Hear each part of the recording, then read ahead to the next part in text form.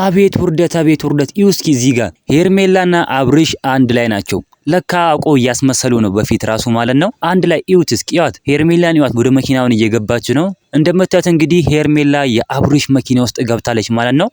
በጣም በጣም የሚገርም ነገር ነው ለመናገር ከሆነ ቪዲዮ ላይ የሚያሳዩን ነገር ሌላ፣ እዚህ ጋር የሚያሳዩን ነገር ሌላ።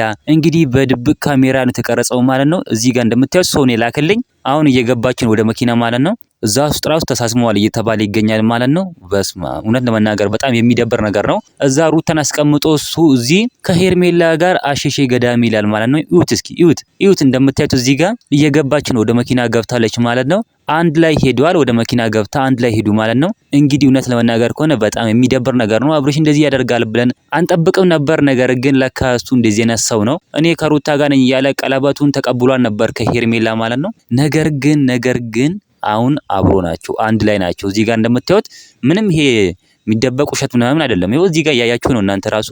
በጣም የሚደብር ነገር ነው። እናንተ ምን ትላላችሁ? ሀሳብ አስተያየታችሁን ኮሜንት ላይ ማስቀመጥ እንዳትረሱ። ቪዲዮ ላይክ፣ ቻናሉን ሰብስክራይብ ማድረግ እንዳትረሱ ውዶቼ ማለት ነው። ለሩታኛ መቆም አለብን። በቃ ሩታውን ብቻዋን ናት። አብርሽም ትቷታል፣ ሁሉም ሰው ትቷታል። እኛ ግን ከሩታ አጠገብ ነን። ከሩታ ጋር መቆም አለብን። ውድና እንቁ የሆናችሁ ቤተሰቦቼ፣ ስለዚህ ኮሜንት ላይ ፍትህ ለሩታ እያላችሁ ጻፉልኝ። በጣም ነው የምወዳችሁ፣ በጣም ነው የማከብራችሁ።